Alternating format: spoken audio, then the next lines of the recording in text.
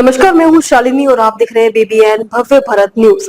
चलिए शुरू करते हैं आज की मुख्य खबरें। मिसाइल ड्रोन और ब्रह्मोस 67,000 करोड़ रुपए के रक्षा सौदे को मंजूरी, तीनों सेनाओं को मिलेंगे घातक हथियार।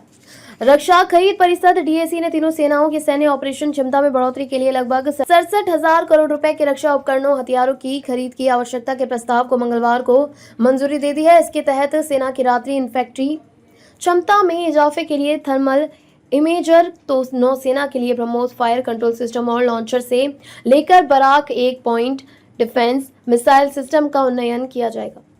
रक्षा खरीद परिषद DAC ने तीनों सेनाओं की सैन्य ऑपरेशन क्षमता में बढ़ोतरी के लिए लगभग 67,000 करोड़ रुपए के रक्षा उपकरणों हथियारों की खरीद की आवश्यकता के प्रस्ताव को मंगलवार को मंजूरी दे दी है। इसके तहत सेना की रात्रि इन्फेंट्री क्षमता में इजाफे के लिए थर्मल इमेजर तो नौसेना के लिए ब्रह्मोस फायर कंट्रोल सिस्टम और लॉन्चर से लेकर Barak 1 point defence missile system का उन्नयन किया जाएगा। रडार खरीद का प्रस्ताव भी शामिल। वहीं सीमावर्ती पहाड़ी इलाकों में भारतीय वायुसेना के एयर डिफेंस को मजबूती देने के लिए इसमें रडार खरीद का प्रस्ताव भी शामिल है।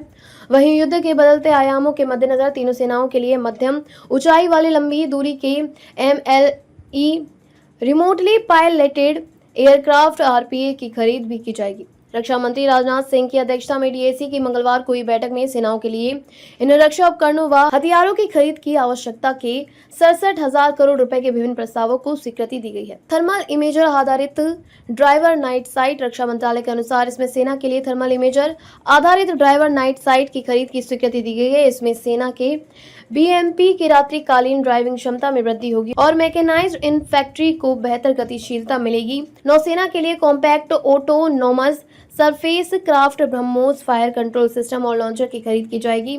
साथ ही नौसेना को अपने Barak 1 point defence missile system को उन्नत करने का भी मौका मिलेगा।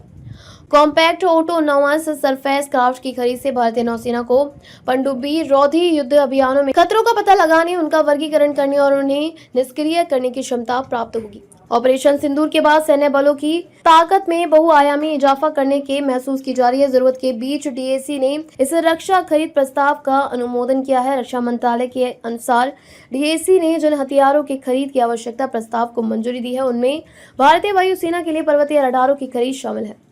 सक्षम स्पाइडर हथियार प्रणाली को उन्नत बनाया जाएगा। साथ ही वायुसेना की सक्षम स्पाइडर हथियार प्रणाली को उन्नत बनाया जाएगा। पर्वतीय रडारों की खरीद से पहाड़ी क्षेत्र में सीमा के साथ ही हवाई निगरानी क्षमता बढ़ेगी। पूर्वी लद्दाख में चीन से सटी सीमा पर वायुसेना की निगरानी क्षमता को मजबूत बनाने में इसकी अहम भूमिका होगी। वहीं एकीकृत वायु कमान और नियंत्रण प्रणाली के साथ एकीकरण हेतु सक्षम स्पाइडर प्रणाली के उन्नयन से वायु रक्षा क्षमता में वृद्धि होगी। DAC ने इसके साथ ही तीनों सेनाओं के लिए मध्यम ऊंचाई वाले लंबी दूरी के रिमोटली पायलटेड एयरक्राफ्ट की खरीद के प्रस्ताव को भी मंजूरी दे दी है। रिमोटली पायलट एयरक्राफ्ट लंबी दूरी के मिशनों आते हैं काम। रिमोटली पायलटेड एयरक्राफ्ट लंबी दूरी के मिशनों के संचालन से लेकर हमले को अंजाम देने में सक्षम होते हैं। जाहिर तौर पर इससे सशस्त्र सेनाओं की 24 घंटे निगरानी और युद्ध क्षमता में उल्लेखनीय वृद्धि होगी। रक्षा मंत्रालय के अनुसार DAC ने वायुसेना की परिवहन विमान C-17 और C-130J बेड़े के रखरखाव और S-400 लंबी दूरी की वायु रक्षा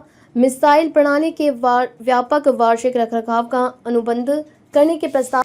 तो अभी तक के लिए इतना ही। मैं शालिनी आपसे विदा लेती हूँ। अगली खबर में फिर मुलाकात होगी एक और खास खबर के साथ। तब तक के लिए बने रहिए BBN भव्य भारत न्यूज के साथ। नमस्कार।